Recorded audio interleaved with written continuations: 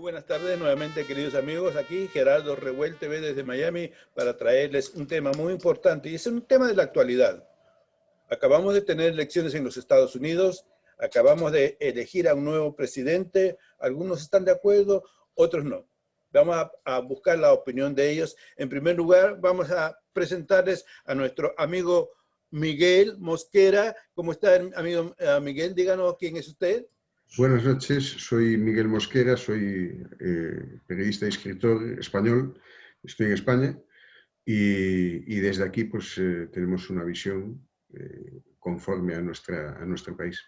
Muchas gracias, señor Mosquera. También tenemos al periodista peruano Jorge Carrión Rubio. ¿Qué tal, Gerardo? Un saludo para Miguelito y para toda la audiencia de Gerardo TV por Miami. Bueno, lo que tenemos es simplemente información que nos llega.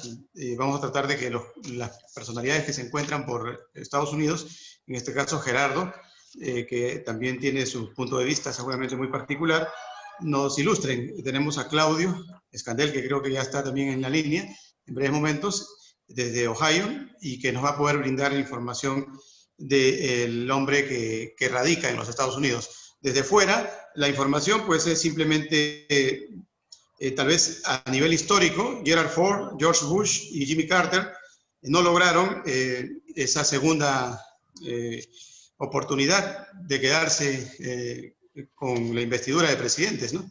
Lo de Donald Trump parece que va a seguir esa secuela, mientras que para lo que significa ser segundo dentro de la presidencia, tenemos a John Adams, que fue vicepresidente de George Washington, ¿no?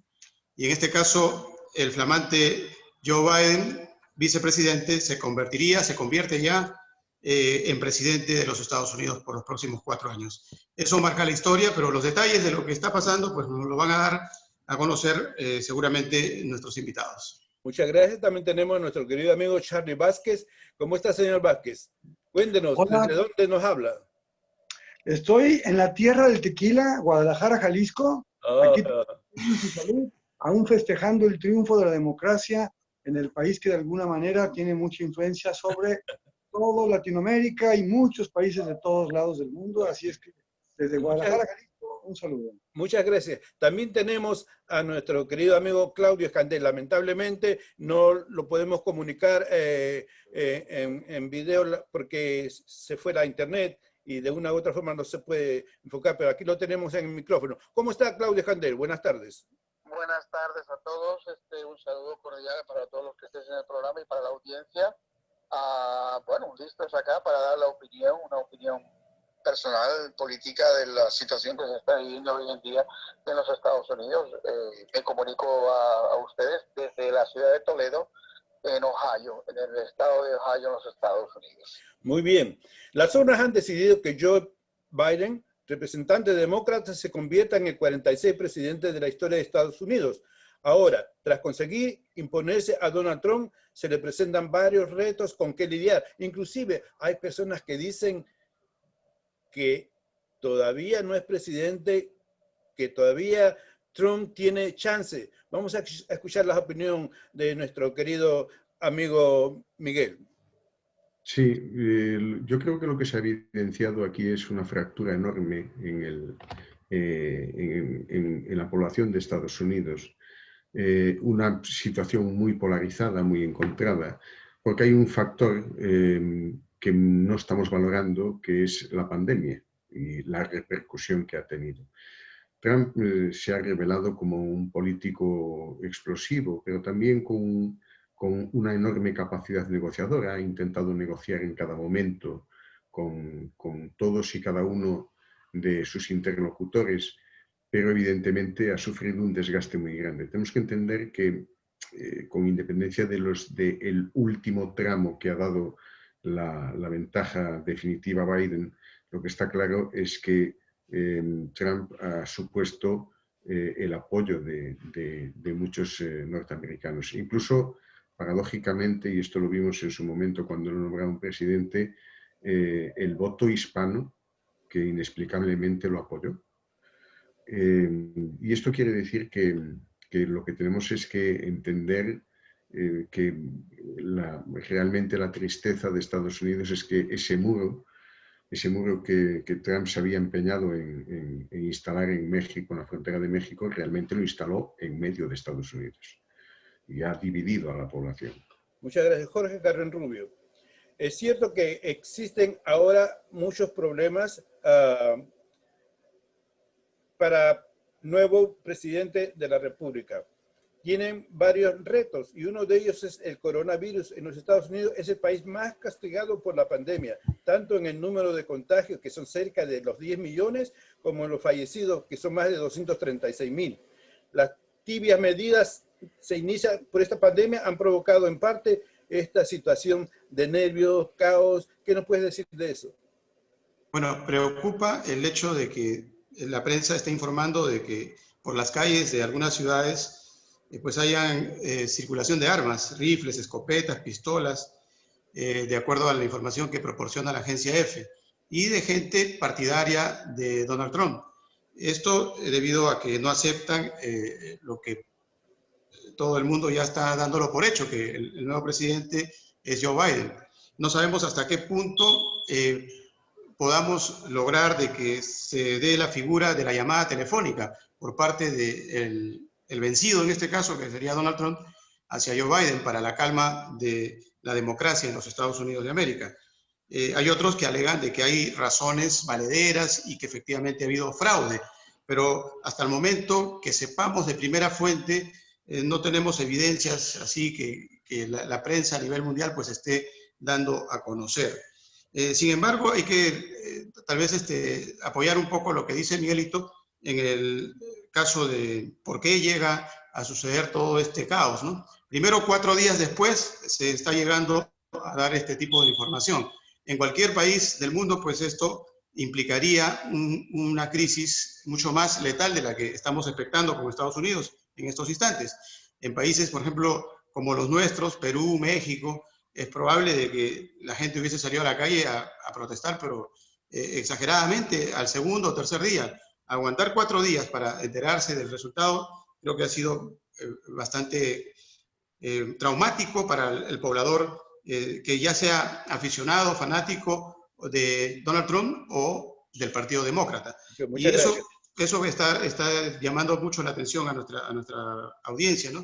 La preocupación para saber realmente qué es lo que está pasando con el hombre de a pie, con el hombre común y corriente en las calles de Estados Unidos. Muchas gracias, Jorge, muchas gracias. Claudio Escandel,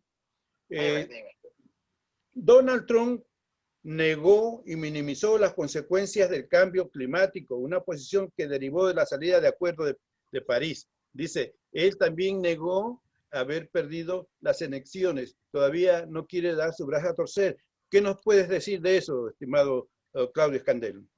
Bueno, he estado escuchando a las dos personas que han hablado antes. Yo creo sinceramente de que sí, efectivamente ha habido un fraude, y es que en el tema de la Constitución, si es posible, el voto por correo era la única manera que los demócratas pudiesen ganarle a Donald Trump, porque todo el mundo lo sabe. Esto ya dejó de ser una pantalla. La única manera de derrotarlo sería haciendo o tratando de forzando la situación para que el votante votara por correo. Entonces, claro, ahora, por ejemplo, William Barr, el Chief Justice Supreme Court, ha hecho con los reportajes de la policía de las grandes cantidades de boletas que están apareciendo por todos lados, ¿ya? Son 30,000 por un lado, 20,000 por otro, 8,000 en Detroit, en el Río en Canadá, otras 18,000 en otro lado, y es que era de esperarse. Entonces después hubo un fraude, no, un error, vamos a llamarlo error, donde dicen de que le dieron 123,000 votos a Joe Biden, pero fue un error cuando pasaron este tipo de información a la computadora, que salió un error. Entonces, toda esta compilación de, vamos a llamarlo, errores técnicos, ya es lo que están demostrando en este momento, que a lo mejor Biden no ha ganado todavía, ya.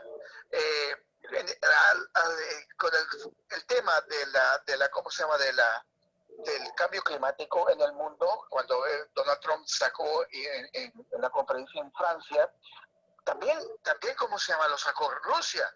Vladimir Putin hizo lo mismo, porque han tratado de llevar muchas veces a esta gente que son amantes del Green Corp, o del Green Energy, a una mesa de negociaciones donde puedan hablar con profesores especializados, ¿ya? Y para debatir qué tan mal está el mundo, no como los demócratas, como este señor Biden, como ¿cómo se llama? La Alejandra Ocasio-Cortez, que sale diciendo de que nos quedan 10 años o 12 años ya si no hacemos algo. Pero no, el planeta sigue igual. O sea, el que se crea el cuento de la chiquita esta de Greenberg, de que el mundo se va a acabar, o porque lo hemos determinado ciertas razas o ciertas especies, la hemos acabado.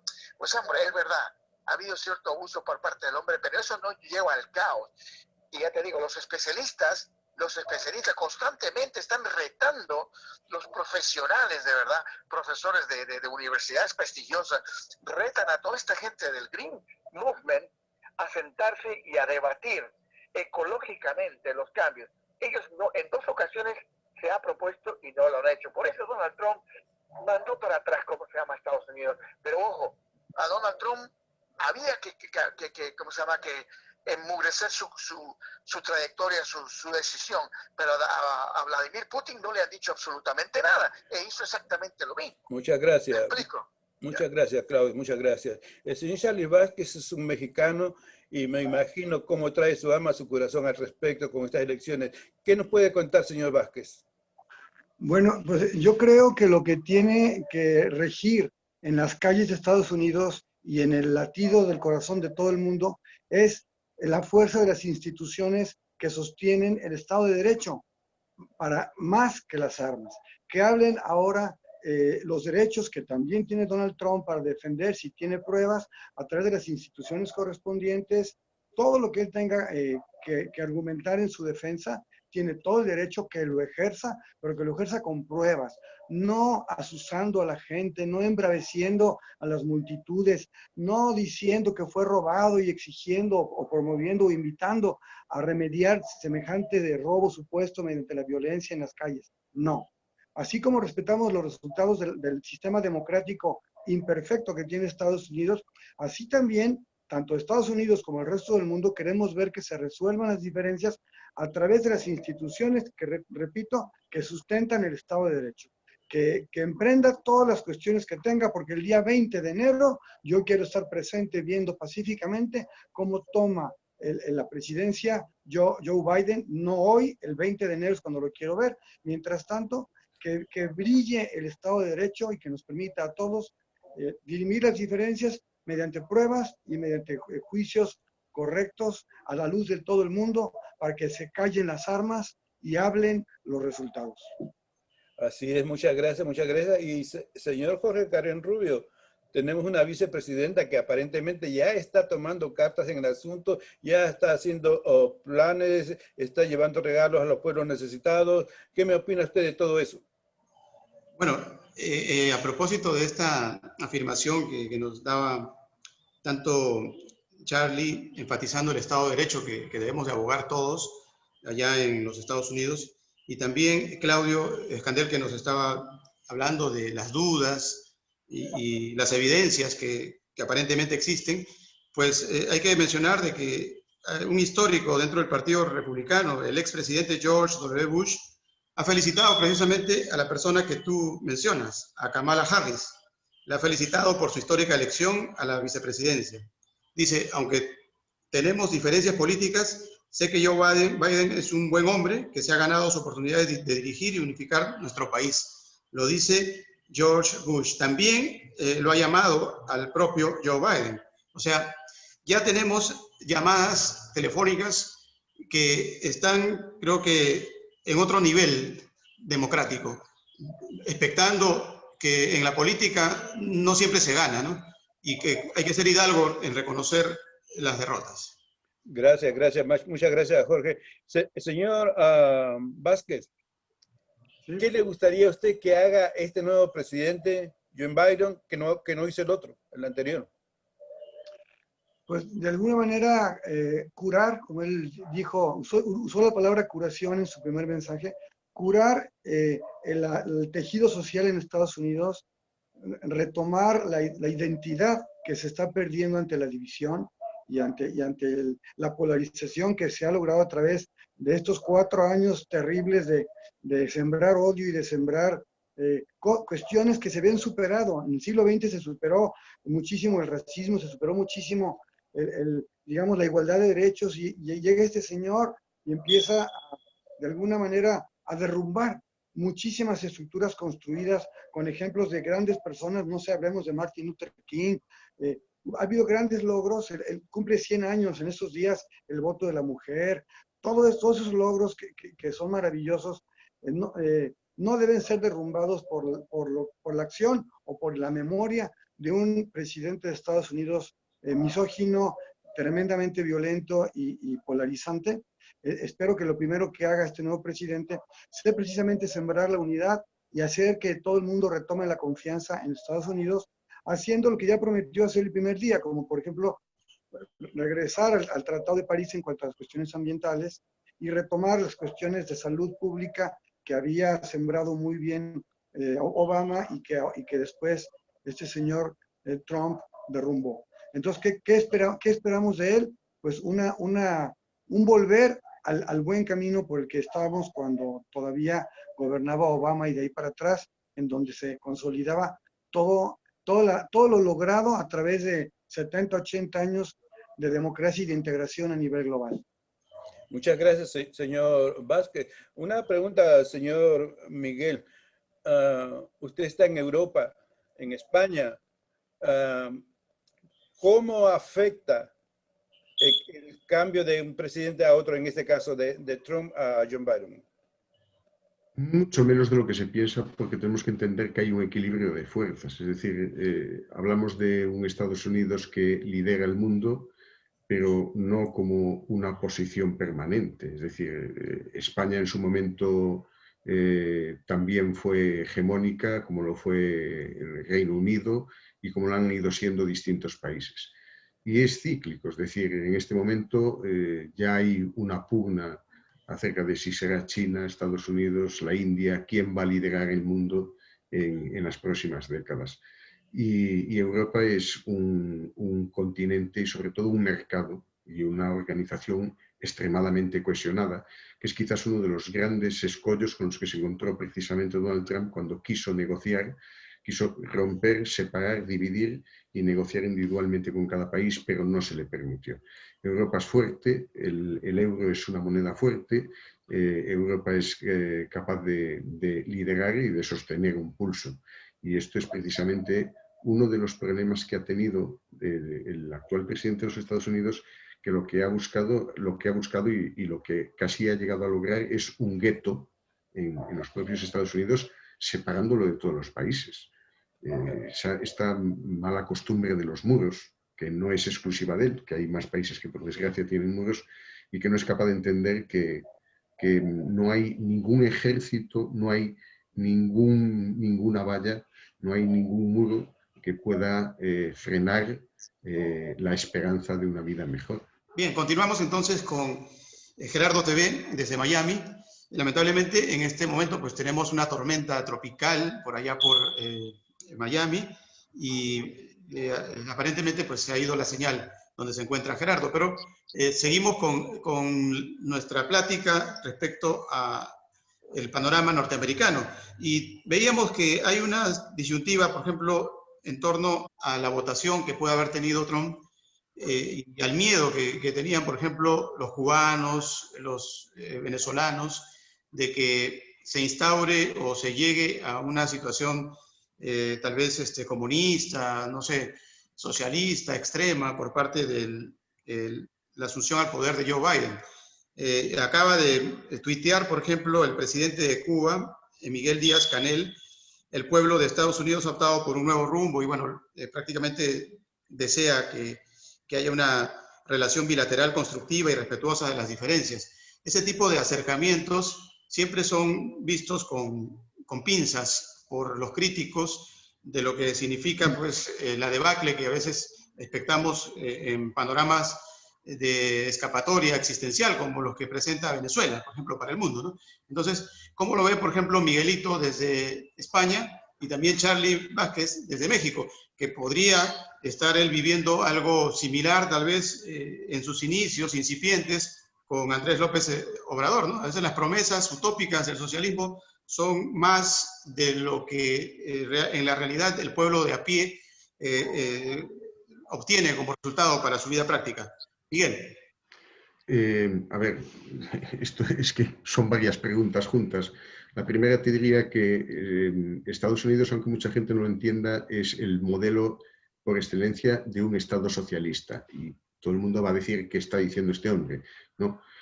Tú sabes que entre funcionarios públicos, pensionistas y después todas las empresas que viven, que realmente obtienen sus beneficios a partir de la administración estadounidense, realmente el 90-95% de la ciudadanía trabaja para el Estado. Es decir, dentro de este punto de vista, por mucho que en un momento determinado se incline hacia una posición que podríamos decir más progresista frente a los conservadores, Estados Unidos tiene un modelo en el que, con independencia de que se haya llegado a cierto techo en la producción industrial neoliberal, desde luego lo que no va es dar un giro hacia una izquierda que sería imposible. Por otro lado, si me dices el problema de Venezuela, el problema de Cuba, bueno, es que hay quien no ha entendido todavía que en las sociedades de cazadores y recolectores, es decir, en las sociedades preindustriales y en las sociedades preestatales, en donde había bandas de 40, 50, 60, 70 personas como mucho, podrían ejercer un papel coercitivo entre ellos. Pero un Estado que tiene 100.000, 200.000, 1 millón, 10 millones o 300 millones de habitantes, eso es inviable. Por lo tanto, en una sociedad estatal existe una estructura que es vertical, no es horizontal, y por lo tanto el principio elemental de ese comunismo, de ese socialismo de igualdad, desaparece, porque hay alguien que ejerce una fuerza desde arriba hacia abajo.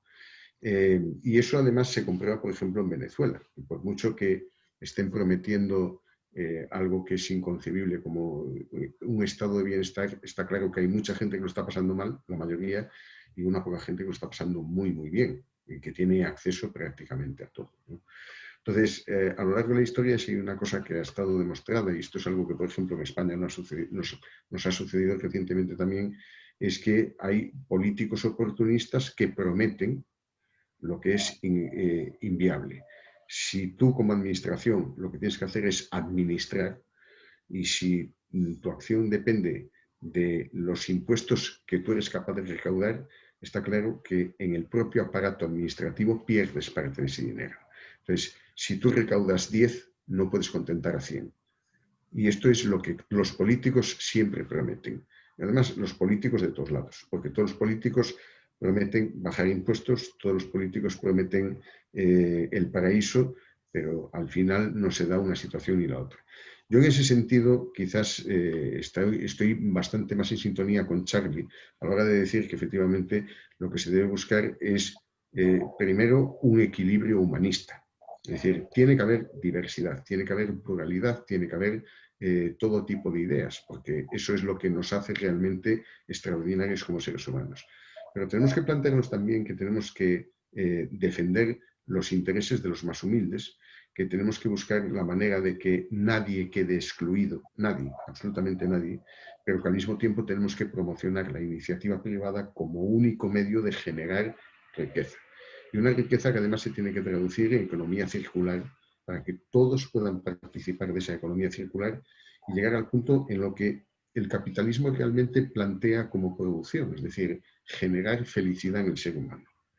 Desde Europa, evidentemente, vuelvo a decir lo mismo, tenemos una visión distinta de Estados Unidos porque somos el viejo mundo, tenemos muchas de las costumbres estadounidenses proceden de aquí, pero nosotros no nos hemos frenado en ese pensamiento, sino que donde para Estados Unidos es un signo de identidad, para nosotros es parte de nuestra evolución que ha quedado de atrás.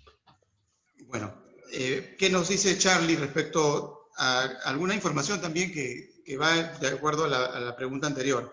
La información nos indica que América Latina está dividida ante el triunfo de Joe Biden. Porque Brasil, por ejemplo, estaba, bueno, no el pueblo brasilero, ¿no?, sino el régimen actual de la mano de Donald Trump, ¿no? Y para el caso de México, pues Andrés López Obrador, ni hablar con Joe Biden. ¿Crees tú que hay una división y cuál sería la expectativa al respecto, Charlie? Bueno, es evidente que la hay, pero es una división que parte de la realidad. O sea, la división ideológica que estamos viendo en México y que también quedó en evidencia en Estados Unidos, viene del hecho de que hay diferencias sociales que cada vez son más marcadas, y eso genera que muy fácilmente se puedan colar las mentiras disfrazadas de filosofía socialista o de filosofía asistencialista. En el caso de Estados Unidos sería impensable mencionar la palabra socialismo, pero siempre tiene que ver en un sistema capitalista el papel del gobierno en cuanto a la asistencia social. A fin de cuentas, el gobierno es un árbitro que regula las condiciones en las que la comunidad que le da empleo como administrador de la misma se susciten. Entonces, el gobierno tiene que ser simplemente el juez, el árbitro, el facilitador de la convivencia social. Y si se le llama capitalismo al hecho de que cada quien puede emprender libremente, digamos, producir o desarrollarse por cualquier camino, también cabe en este mismo concepto el hecho de que el gobierno se haga cargo de los que caen, de levantar a los que quedan desprotegidos, a los que, entre comillas, pierden en un esquema en el que todo es ganar o perder.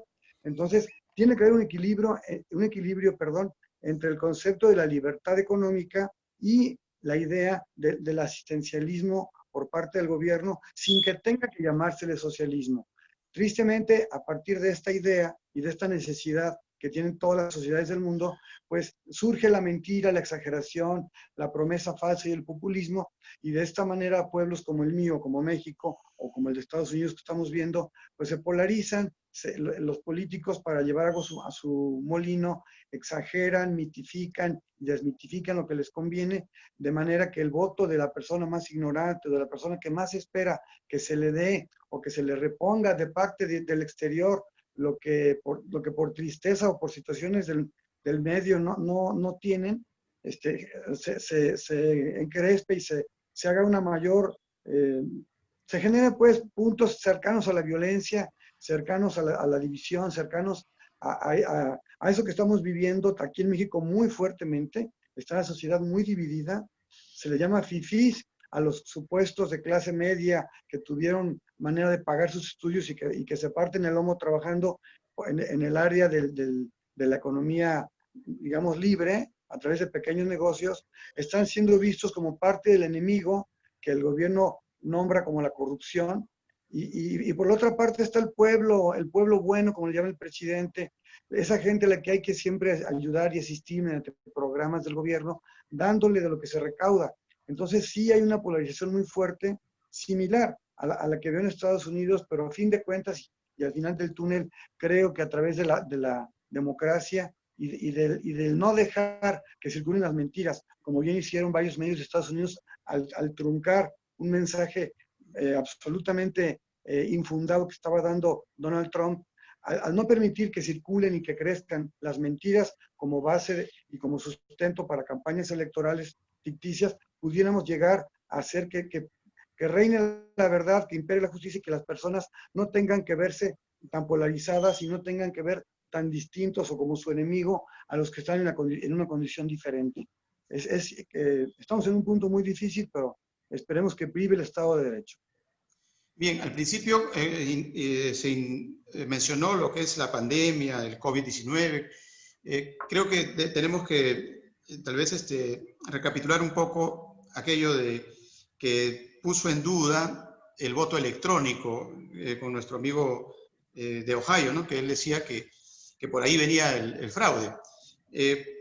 Hay que mencionar de que esta situación es algo atípico, ¿no? Yo creo que ese voto electrónico se ha activado en vista de que muchos ciudadanos era imposible de que ellos se movilizaran hacia las urnas, ¿no? O sea, no ha sido algo adrede, a propósito, propiciado por el Partido Demócrata. Es simplemente que apareció esta enfermedad y esta enfermedad pues le ha jugado una mala pasada más a Donald Trump que al opositor, ¿no? Porque realmente desde que comenzó la pandemia, las cifras de muertos, todo jugó en contra de Donald Trump. Y el mal manejo que coadyuvó para que de alguna manera su imagen pues comenzara a requebrajarse políticamente. Entonces, lo del fraude electrónico no nos parece, al menos desde lejos, no lo vemos tan tangible, ¿no? Salvo que por ahí aparezcan unas pruebas demasiado irrefutables, ¿no? Por ejemplo, según la información que se tiene, es que el Donald Trump busca ganar la elección en los tribunales, ¿no? Pero este triunfo que está buscando en los tribunales lo ha puesto a dudar al propio Trump por la capacidad de sus abogados. O sea, imagínense ustedes hasta qué punto es el accionar de Donald Trump, que duda de la capacidad de sus abogados para poder lograr ese triunfo. O sea, no hay nada serio en lo que está planteándose, ¿no? Y creemos que es más una situación tal vez de desesperación, tal vez no se lo esperaba, quizás lo tenía casi seguro él de reelegirse, pero las encuestas decían lo contrario, las encuestas daban por hecho de que Joe Biden era el ganador. Ahora, no sabemos a qué se debe que él se aferre a su condición de continuar en la presidencia cuando ya hay presidentes en el mundo que están felicitando a Joe Biden, ¿no? O sea, ¿qué puede pasar, Miguelito? ¿Cuál crees que puede ser el escenario? Hay felicitaciones de varios presidentes de América Latina y del mundo a Joe Biden, y todavía Donald Trump se resiste a aceptar su derrota. Bueno, por un lado tenemos que entender que el poder desgasta. Decía Lorazcon que toda forma de poder, el poder corrompe y el poder absoluto corrompe absolutamente, pero también desgasta. Y en una democracia el desgaste siempre es mayor. En cuanto a COVID, lo que tenemos que entender es que hay dos lecturas esenciales en todo esto. Lo primero es que sí hay una parte medioambiental que muchas veces olvidamos, y es que un virus es una forma de vida que tiende a sobrevivir a cualquier precio, y cuanto más degradado está el medio en el que tiene que sobrevivir, más agresivo se hace, que es lo que estamos experimentando ahora. Pero llevándolo a la asepsia de las cifras, tenemos que entender también que en 7.500 millones de habitantes, 1 millón de muertos es un 0,01% de la población. Aquí el problema realmente está en que quien se está viendo afectado es Occidente. Ese Occidente que es quien está magnificando también mucho las cosas. Ese Occidente que ni estaba preparado ni se lo esperaba, porque vive en una torre de marfil desentendiéndose de todo lo que sucede a su alrededor. Si COVID hubiese afectado exclusivamente a países remotos de Asia o África, la pandemia hubiese pasado desapercibida y nadie se hubiese hecho eco de tal manera de esta pandemia. Ni siquiera se hubiese declarado pandemia, se hubiese declarado simplemente epidemias aisladas. ¿Qué ha afectado a Trump, al gobierno de Trump? Evidentemente, porque él es el que gobierna, no va a afectar a la oposición, eso está claro. Y desde ese principio y desde el momento en el que Trump no duda quizás tanto de la democracia ni de los medios de la democracia, sino que se aferra a su posición, porque es que dejar de ser presidente supone también perder la inmunidad de ser presidente. Y eso en realidad que lo más malo de todo, con permiso, lo más malo de todo en realidad de Trump fue al principio cuando él comenzó, ¿no? Porque comenzó siendo negativo contra los hispanos, los hermanos mexicanos y con Centroamérica y con todo lo que se trata de hispanos y gente de la raza negra, pues se portó muy mal, ¿no? Eso fue lo que lo marcó, porque la gente no olvida y no perdona eso tan fácil. Sin embargo, tenemos también que ver, aunque yo estoy de acuerdo con ustedes, pero tenemos que ver también que desde que él entró no hubo más guerras, no hubo más muertes en ese sentido de la palabra. Sí, normalmente sí es cierto que no entre el comunismo, ¿no? Cuidemos, trabajemos con el presidente y con las autoridades políticas y cuidemos que el comunismo no entre, porque una cosa es democracia y otra cosa es el Partido Demócrata, al cual yo represento, y también porque yo pertenezco al Partido Demócrata, pero porque me gusta la democracia, no porque me guste el Partido Demócrata, sí o no, no digo que sí o que no, simplemente yo soy democrático porque me gusta la democracia. Cuidémonos ahora, que la pandemia más mala que puede entrar aquí es el comunismo, si lo permitimos. Vamos a ver, yo sigo diciendo que aquí hay lecturas distintas y tenemos que entender que el poder desgasta. Y esto es algo que es obvio, es decir, no importa quién gobernase, evidentemente va a ser el blanco de toda crítica. Y eso es independientemente de que sea Biden, de que sea Trump o que sea quien sea. Es decir, el poder desgasta y el ejercicio del poder desgasta. Entonces, eso es un hecho con el que nos vamos a encontrar. Que evidentemente su principio fue un principio fuera de lugar. Bueno, sí, se podría analizar desde muchos puntos de vista y muchas perspectivas. Pero lo cierto es que efectivamente esta pandemia no sería tan pandemia si no afectase a Occidente. Y esto sí es una cosa que tenemos que tener muy en cuenta. Pero también hay que tener en cuenta que no, en ningún momento había medios, ni formas, ni conocimiento.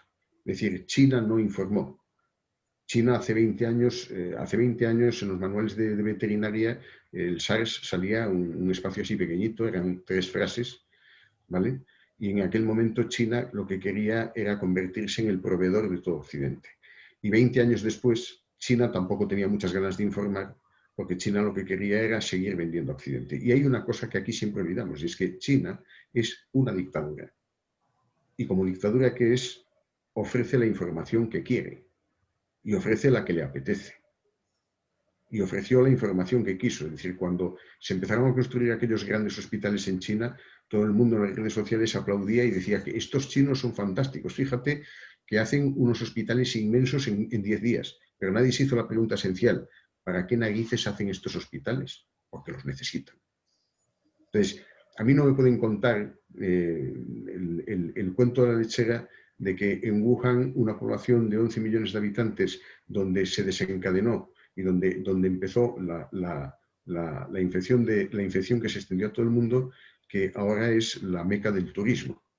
Porque a mí, ni aunque me pongan una pistola a la espalda, me voy de vacaciones a Wuhan. Entonces, ¿qué es lo que sucede? Hay información controlada, hay información que no se libera y hay una cuestión de fondo, y es, tenemos una contaminación ambiental que afecta y tenemos una pandemia. Y por el otro lado tenemos una situación política y un dirigente político y un candidato que acaba de alcanzar la presidencia, sí o no. Es decir, esto quedará en los próximos días planteado. Pero sí también hay lo mismo que se puede decir que efectivamente el voto por correo puede ser condicionante. También hay que reconocer que la situación de Trump, si deja de ser presidente, también es delicada. Y a nivel personal... Muchas gracias por todas las opiniones. Lamentablemente se nos termina el tiempo, nos quedan solamente 2 minutos. Si Jorge Carrión-Rubio o alguien quiere decir algo, pues estamos para escucharlos. Bien, a ver rápidamente con Charlie de México. Charlie, tu palabra final. Bueno, yo cierro diciendo que las herramientas no tienen polaridad y el voto a través de correo electrónico o aún los de correo postal son neutros y cualquiera puede expresar su voluntad a través de ellos. No es posible que alguien argumente que por el simple hecho de usar una herramienta se cometió un fraude.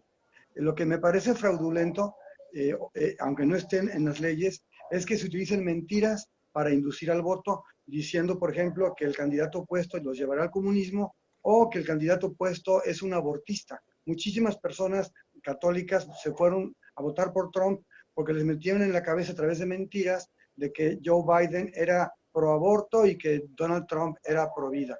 Entonces es increíble que esas mentiras no se consideren fraude cuando están realmente viciando de una manera mucho más dañina que el uso de la tecnología para votar, que ahora tanto están criticando. Gracias. Ok, Miguelito, tu palabra final desde Galicia, España. Hay abierta una guerra informativa absolutamente en todo tipo de comicios. El sistema de recuento es individual de cada país y evidentemente da para muchas interpretaciones. Lo vemos en Estados Unidos como lo vemos en España. En los próximos días se dilucidará realmente por dónde realmente van a ir las cosas.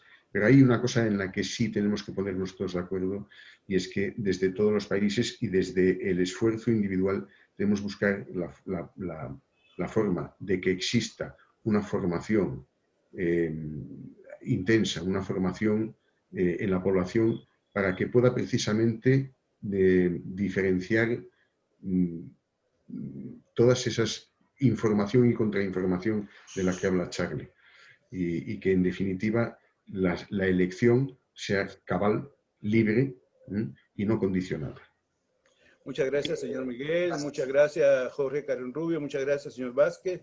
Muchas gracias, señor Claudio Escandel, por su colaboración en este día. A propósito, quiero pedir disculpas que el señor Claudio Escandel salió de la vista porque hubo una interrupción en la internet, hay huracán en Miami en este momento, no huracán, pero tormenta fuerte, y pues ocasionó que se vaya la internet y perdimos comunicación con él. Pero ya lo tendremos nuestra oportunidad. Esto fue Gerardo Revuel TV desde Miami. Muchas gracias y Dios le bendiga. Hasta luego.